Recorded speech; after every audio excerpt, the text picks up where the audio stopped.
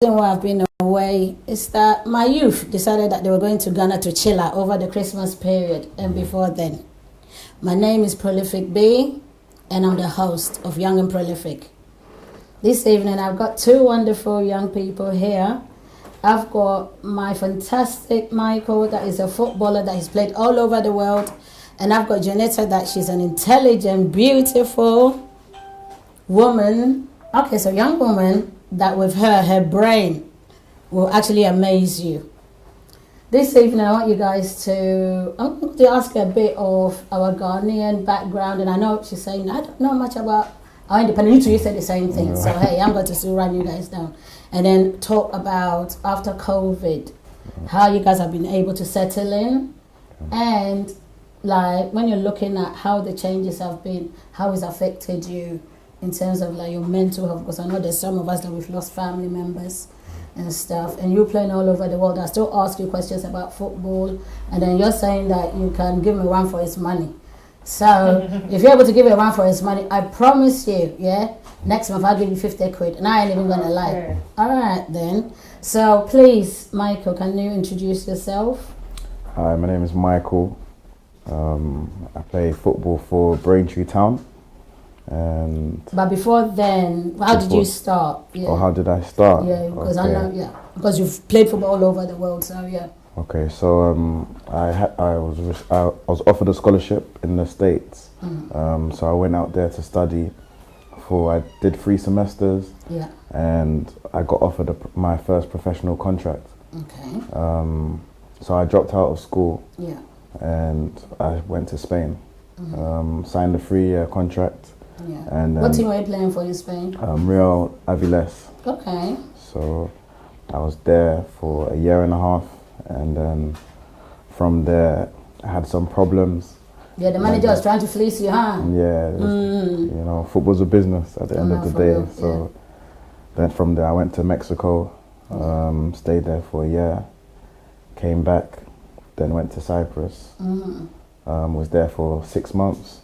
Then came to the UK, played for 1 year, and from there went to Sweden. And I've played 2 seasons in Sweden, then came back, and now I'm at Braintree Town. So when I say it's played all over, and then you went to Ghana to go and train? Yeah, I went to Ghana, I trained with, Liberty Professionals or something. I don't know who Libertine is. Yeah. Sounds like a beverage.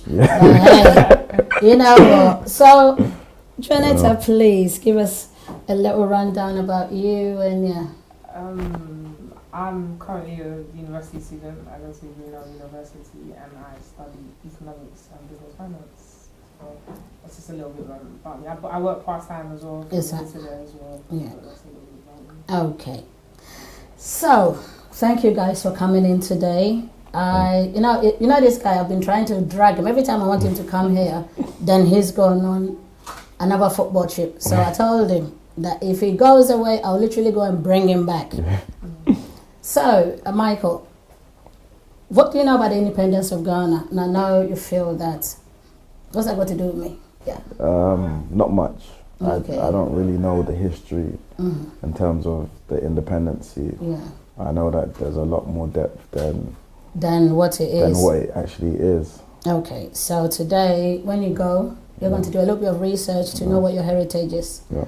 Because those are the foundations of who you are. Yeah. And sometimes it embarrasses us parents that we've not instilled that in you. Because knowing where you come from is a big part of knowing who you are and empowers you. So, my brilliant young lady, what about you? What? About the independence, what do you know about the independence? You know about Yaa Asantewaa, you know about now? I've heard of those stories. I didn't know that Yaa Asantewaa was tied in with independence as well, but I know... It was part of slavery, I know Kwame Nkrumah was the first president of Ghana. Exactly. Alongside, I think, maybe is it about 9 other men? Yes, 9 other men, yes. Then, kind of came together and pushed for the independence of Ghana. Oh, okay. So Mr. Even you know more. I didn't even know there was 9 other men. But hey. Oh, I think it's no. I'm not saying that. Yeah, but with me, I'm saying I didn't know. Yes. So me running my mouth. I learned something today, which I'm going to go and research on. Okay. Before we go into that, you know, one of the things that took us by storm was COVID. Yeah. And it's kind of like moving forward. How has that impacted on, because how life has changed for you guys? Because with me, you know, that we've lost people along the way. It's like we're trying to live as normal as we can. And you traveling all over the world, how are you able to cope? Right. You? Me? Yeah. Okay. In terms of COVID, Corona, how has it impacted? Because when you're traveling all over, then everybody will have their own... Right, their own rules. And, And as footballers, how did they affect you guys? I mean, it's been difficult because obviously being in season, we can't be as close to each other. So they've had to isolate all of us. So being inactive has been very difficult. I'll say that during the time of COVID, like, it's given me more time to actually think about. So imagine if I'm doing football till, I don't know, 35, what exactly am I going to do after? Yes. That's when I actually started going into other things, trying to figure out, okay, what companies can I start, like, you know, to just make sure that I still have capital when I'm done, you know, because at the end of the day, it's the long term that counts. So in terms of that, during COVID, I went to Ghana, and oh yes, you know, I'll come to you. This Ghana thing. Do you know how he ended up in Ghana? How he ended up? Okay, go on. So you know, COVID was in March 2020. Yes. That's when I was supposed to go to Sweden. Yes. Instead of going to Sweden, I went to Switzerland. Yes. And then from there, I had like a little holiday from Switzerland. And when did you end up telling your parents that you were going to go to Ghana? I was in the UAE. I was in UAE. I was in Abu Dhabi with my uncles, and I told them, "Oh, okay. Since December's coming, I might as well go because I had an open return. So I might as well go to Ghana." So when I told them, they were like, "Oh, they're like, don't go." Don't go. You know? But I was like, no. And then when you were going, you didn't even have a visa, had it? Yeah, I didn't have a visa. I had to pay. You know, they took all my money that day. But yeah, and this is where the idea came from when I was talking about the roads. Because you know, sometimes when I go out, I'm tired. I'm in an Uber, and you know, I can't sleep properly because we're in the roads. I'm just thinking. We'll come to that. You know, we'll come to that. So you, during the COVID, you know, because I know you were studying, and now you had a form of normal school. You know, like normally, you know, you're going to sit in a classroom, you're going to do this, and then all of a sudden, COVID came in. Yeah, it just changed. At first, the COVID was seen as a blessing because the lockdown happened during the second term, so it was kind of like he said as well, after March, so we didn't have long left from March to about May, so it was like almost holiday. The summer started early almost, even though school wasn't finished. That's how it kind of felt. Okay. But then after a while, I feel like the COVID, it like I said, a blessing and a curse at the same time. When it first came, when the lockdown started, everyone being at home was kind of very hard to adjust to. Literally, you can't go anywhere, stuck in your house all the time. And everybody else was in a similar situation, so you kind of feel as though, let's say, nobody's doing anything, so really and truly no one's busy or whatever the case. But I feel like times like that, you might have noticed that a lot of people would even complain that they felt the most loneliest. Okay. Even though you were with your family? Even though you were probably with your family, or because everybody's at home, you have everyone and anyone to talk to.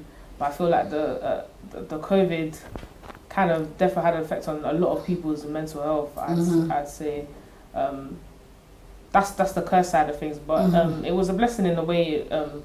I feel like there was a lot going on in the world at the time, as well, to do with not only the Black Lives Matter campaign, but even just the COVID pandemic itself. There was and people passing away. There was so much going on. So I feel like the lockdown was that what we needed to kind of just slow things down, pause for a second. Some people obviously have opposing opinions. They say that the lockdown made things like the economy even worse than it was already, but I guess that's up for debate.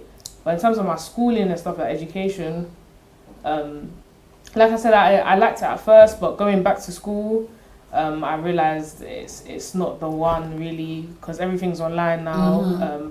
There's a few things that are on campus, like seminars and stuff, or if you feel the need to talk to a lecturer, but you don't have access to the resources that we had prior, and a lot of people are upset about that, because it's like I'm paying full price for half the experience. So why are they doing that then? Because if you're paying, anyway, it's a bit like buying low-fat yogurt or something, whereby you're paying full price for something less than you normally have. Yes. So most of the people, the mental aspect of it, how did it affect? How did it affect a lot of the young people? Because I know you guys couldn't socialize, you lot couldn't go out.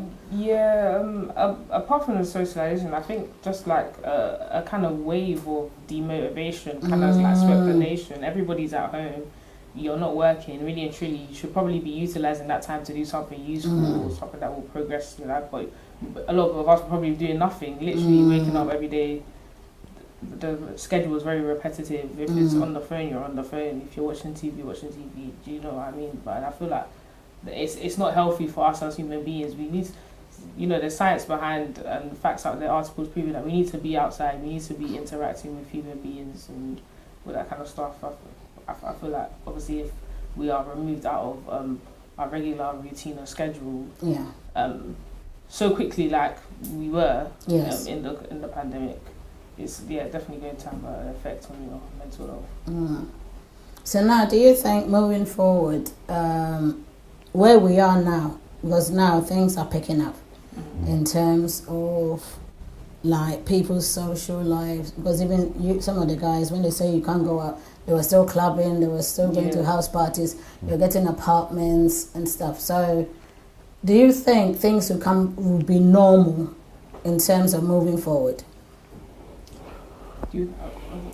For me, no, I don't think things will be normal ever again. Okay. I think that this like COVID has changed the whole the world. Yes. Everything has changed. So to try and go back to the system that we were doing already will be difficult, because even now they're saying, what's this, Omicron or something? Oh yeah, they're giving it a name, innit? They're giving it names and stuff. I know, with me I thought it was a Microsoft software.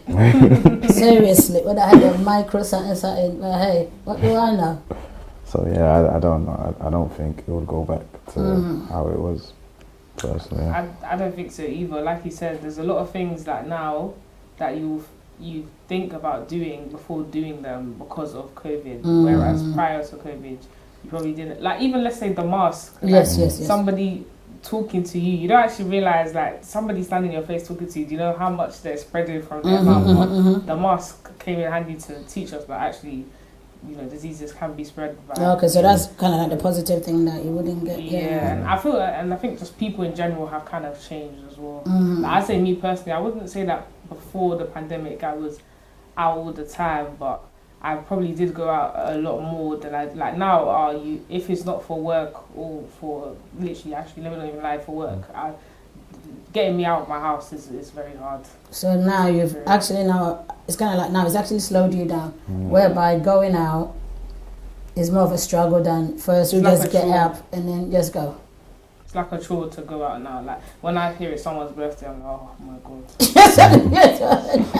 You have to go now. You have to go now. Yeah. With me, I feel that you guys should embrace it, because during this COVID, I know we lost a lot of young people, and sometimes when they say life is too short, with me, I know that it is.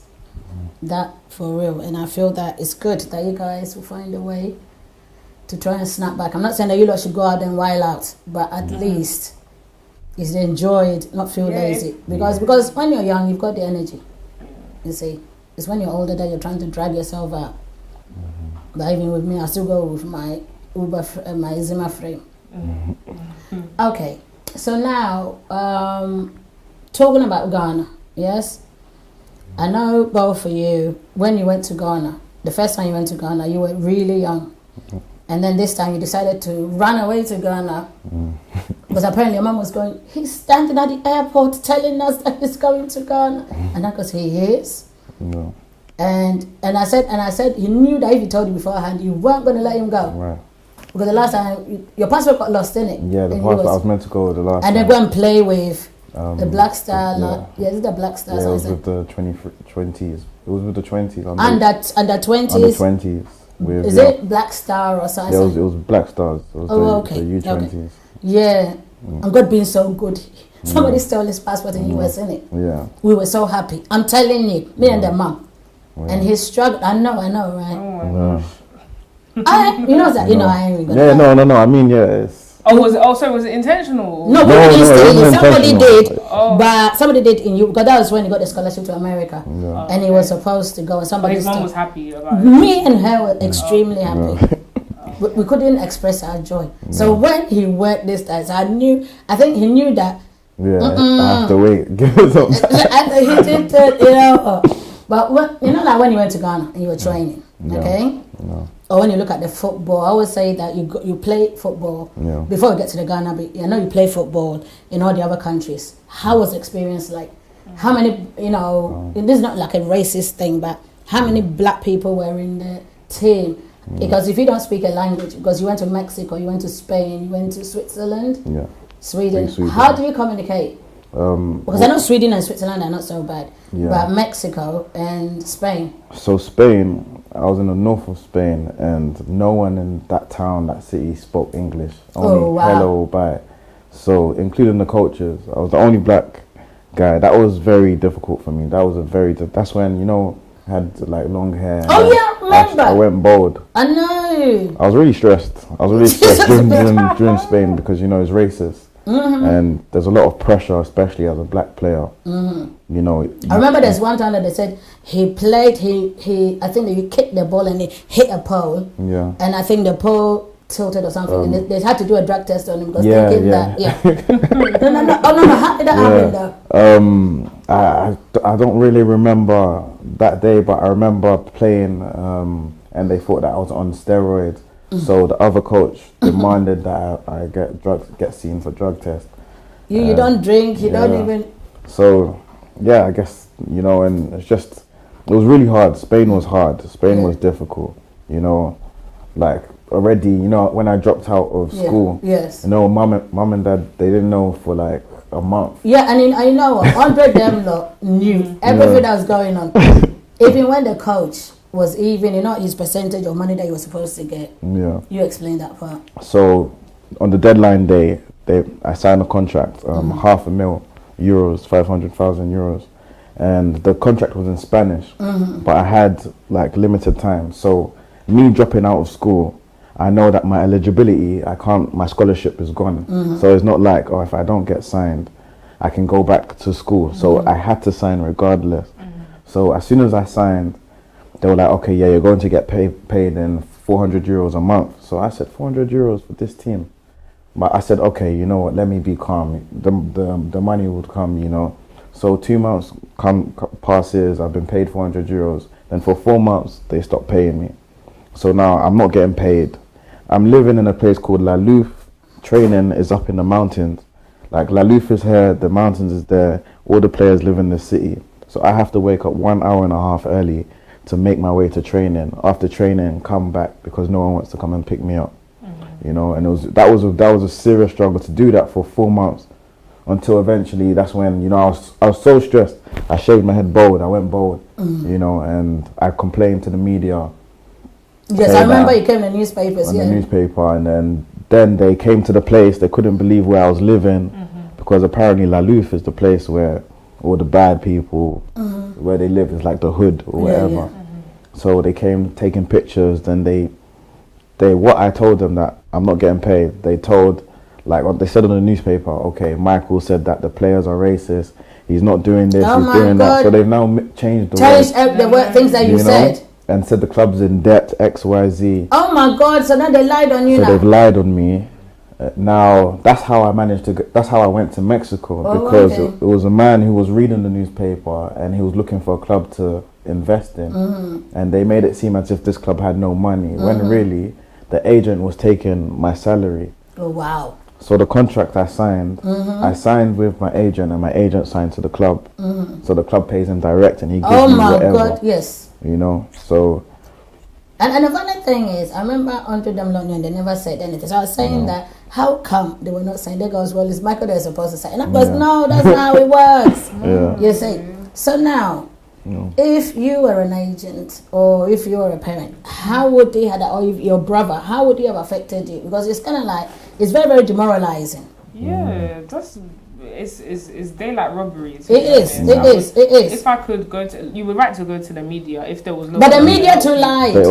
They also didn't help the situation as well. But I feel like it is. You can't blame him for searching for the media, or he was looking for somebody who knew to exactly hear what was going on. Yes. Yeah, because through the media, someone else, like you said, somebody in Mexico heard your story and they was looking for a club to invest in. Fair enough. I'm not sure about what happened after then, but if it was positive, then there is something at least like him from that situation. But it's crazy. I'd go to Watchdog or something like something. Watchdog. You have to report people like that. That's because what could as well. If you were to take them to court, I'm pretty sure you could. But all the legal fees that are attached to trying to take someone to court or get to the bottom of the situation, you probably end up paying more than you even try to get back from the person. So it's like the problem with that is I signed the contract, so. Me signing the contract. You didn't get a lawyer, and I think they did it knowing that he had no backup. Yeah, I had because no backup. If your parents were there, if you had a lawyer, if you could speak the language at least, or if there was somebody there that had your back, at least you would have had a way. You see, and this is where sometimes when they talk about football being racist or being discriminative, sometimes it's sad because at the end of the day, he felt, oh, okay, I'm going to go out there. And when you see him play, just that he didn't have some of his clips. One of these days, when you come back again, I will let you, because today we were not really prepared. I'm telling you that when you Google his name, I'm telling you that he's fantastic. Now, when you're looking at society, you see, you know when this football thing happened and these guys lost, the England players, they lost. How did you feel? Could you relate to them? Not really. Personally, I didn't really care because, you know, he said he was coming home. I felt sorry for Raheem Sterling, because he was getting a lot. Like, being black in the football industry is hard because you're not just seen as a black player. You're not seen as equal. You know, if you make a mistake on the pitch, it's so normal for everyone to be like, come on, Michael. But if they were, it's like, oh, unlucky. Wow. You know, and it's serious. It's not just one time. I've actually sat back and in so many occasions where if it's not me, it's someone else. When you're black, there's so much pressure to just, you have to be the best. Yes. You know, I don't know why, but that's just, I guess I'm surprised that, you see, and sometimes when we talk about discrimination and he's talking about this, and like your parent is telling you can do better. How it's like, because now we want our kids to do better. We're telling them that you're born in a Western world, and so long as you push ahead, things will get better. And you hear things of this nature. How doesn't that push you actually to be the best? It does and it doesn't as well, because it's like you said, it's almost as if there's no room for even mistake when you are black. And I never forget. When I was in school, one of my business teachers told me, I always tell everyone, one of my business teachers said to me that unfortunately, he was a white man as well, he's from Liverpool, has the full accent and everything. So I mean, unfortunately, because one, of your skin colour, two, the fact that you're even a woman as well. Oh, wow. You're going to, life's going to be a little bit more difficult for you, especially in the industry that I'm trying to. Okay, what industry are you trying to? The finance sector, literally said that it's going to be a little bit harder. But he said make sure that you are always at 100%, so that when someone tells you no, you know exactly why they're telling you no, and it's not because of your abilities. It's because of the discrimination way or whatever the case is. So I feel it is harder. I'm not saying that parents don't understand. They probably did kind of go through it themselves when they first came over here. You know, but I feel like they maybe feel as though it's not as bad as it used to be or whatever. But I feel like it is equally as bad, but it's just a bit more hidden now because you can get in trouble for being outwardly racist. Okay. When you say that, I do agree because it's kind of like it's different, but it's still the same and it's still constant. And when I say that, I'm not saying that discrimination would go anywhere. I feel that sometimes what we need to do is work together as a team, which we don't. And the reason why I think parents sometimes pretend or say things is to encourage you guys, because if your mom or your dad had told you, oh my God, this is what you're going to experience, you wouldn't have believed it till you experienced it. Yes or no? Yeah. Yes or no? Okay, so now I'm going back to the premise of when you were younger, you went to Ghana, yes? Yeah. And then you went back again now, and you're looking at Ghana now, and it's still the same. And how does that make you feel, though? I mean, it's a bit upsetting, especially now Ghana. Everyone sees Ghana as a yes, you don't keep going to Ghana. Location. No, seriously, it's kind of like now. You know something. All the youth, I can tell you, that 70% of my youth went to Ghana. Yeah. What is making you go to Ghana now? You know, it's just the life. You know, Ghana. We all know Ghana is nice. The weather, the food, the parties. You know, it's just enjoyment. How do you find place? Yes. Is that? But you've not gone to Ghana on your own. Not on my with your friends. No, not with my friends. No, Yes. that should have been this Christmas, but unfortunately not.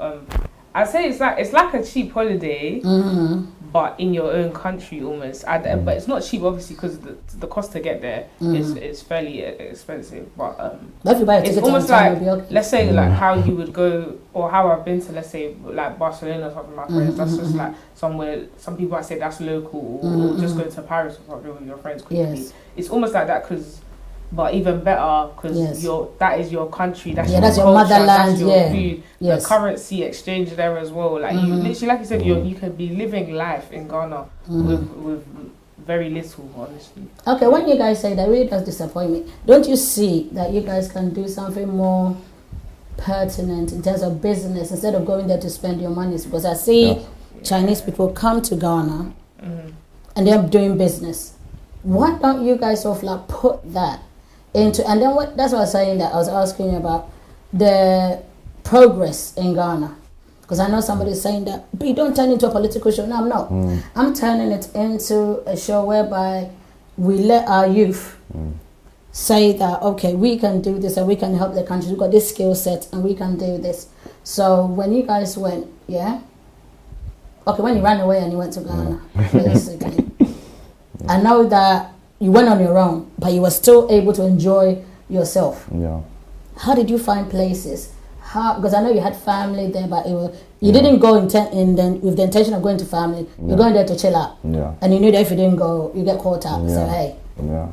Okay, so when you went, what was the thing that motivated you to go to Ghana? What was the thing that motivated me to go to Ghana? I wouldn't really say there was anything per se that motivated me to go. It's just that it was over 15 years. The last time, 20 years I believe, in fact 20 years since I was last in Ghana, so I was like, why not? I have the ticket, I'm able to go. So there was no actual motivation behind why I wanted to go, but knowing how Ghana is in December was the reason why I decided. So you found places to go? Found places to go. How do you find the places to go? It's like I feel like for the people that go in December, it's like it seemed like to me that like it's like the environment has changed, but the people are the same almost. Would you agree? Yeah. It's literally like London. It's in Ghana, literally. So everybody you probably have on social media is probably also in the same place. So when someone's here, someone's there, they're posting stuff, and you're thinking, oh yeah, maybe I should go there, maybe I should go there. Then you might search up the social media as well, see what bars and stuff like that are around, and make your way. Do you feel safe when you're in Ghana? Yeah, I feel safe. I feel like now a lot more to a certain extent. Depends on where you are. Let's be honest. Okay. Depends on where you are. Yeah. What are the things that you feel that Ghana can really improve?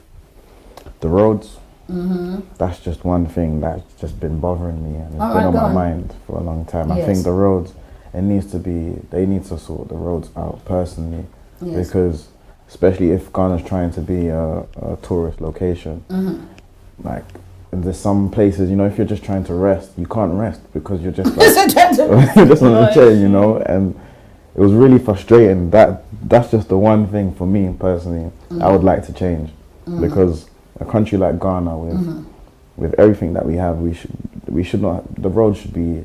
And because of that, it's inspired you to go back to uni, to go and do. Yes, I'm trying to study business, and I'm contemplating on studying business and politics. Okay. So that I could find a way to go back and see if there could be a change. Okay, trust me. They're still knocking my heads together, and I'm still persevering. And I said I'm going to drag you with me, because I feel that change has to come from somewhere. Yeah. And the change. What do you think, sweetie? I agree with what Michael said as well. Infrastructure definitely needs. And yes, so with you, apart from the roads, what do you think? Because we're talking about the health.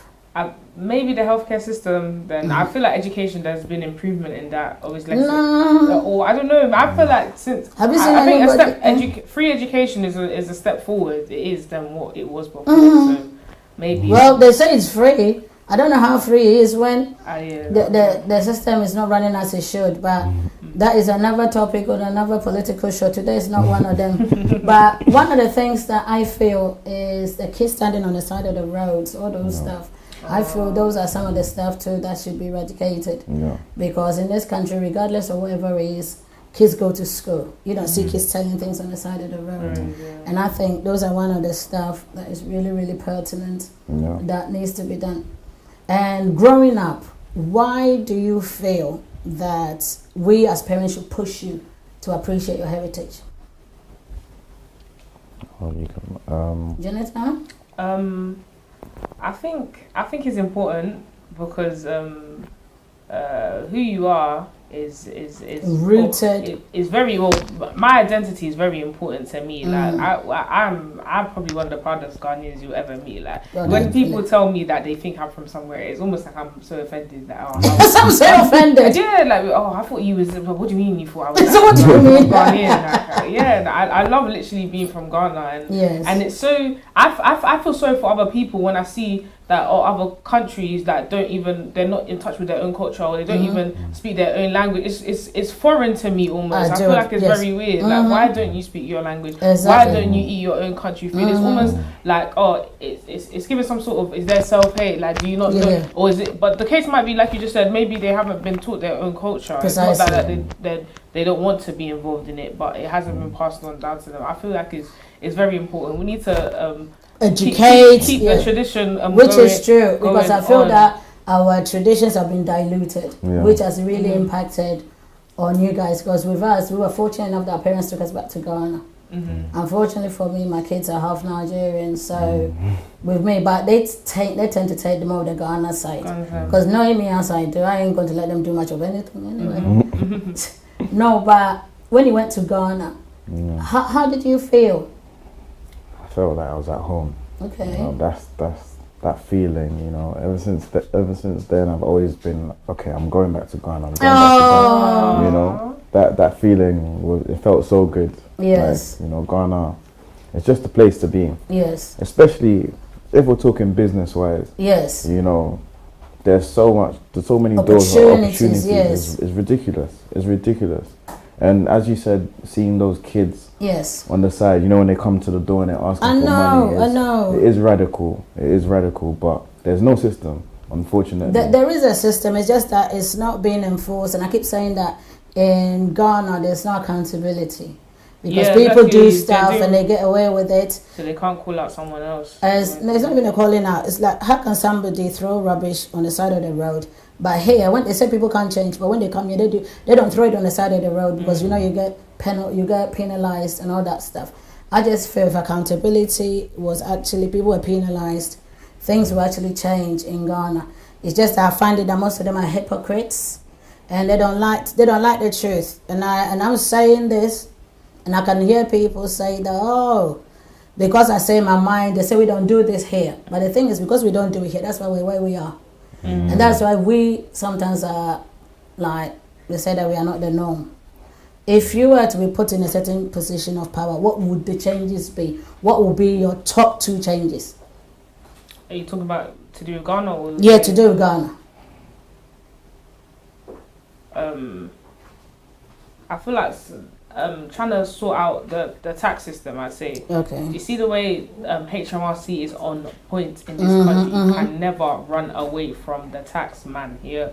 They know how much you're getting paid. They know what you got paid even 20 years ago. There's no lying. You can't lie about it. I feel like if Ghana got that on lock, then they would start to make some change. Because one, you'd have money coming into the economy and to therefore use it to make other changes, like you said, fixing the roads or whatever. And as well, you would also be able to keep an eye on, so I don't want to say certain people, because everyone has the right to privacy, but we are aware of the kind of corruption that goes on in the government. Yes. So if everybody had to summon their accounts, then people would be probably less reluctant to steal and stuff like that. So Mike, what about you? The top 2 things you changed. The top 2 things. One, I don't know what it is about the roads that I'll do, but the roads I'll change. Secondly, health. Yes. I think health. Okay. I think health. With me, when you talked about, I know I've got 5 minutes to go, but when you talked about the taxes, when the money goes in, because there's no accountability, somebody else will take the money. It's not like here that everything's so structured that you know is going to the right department and the monies are going to be used. Okay, there was one thing that you guys are going to come back, because there was one thing I wanted to ask you guys, that I've realized that you don't go out with the Ghanaian girls. What I wanted to find out is, what are the things that hinders you from going out with the Ghanaian girls? Because most of the young guys that now are going out with people from different ethnic backgrounds. And my producer was saying that time is gone.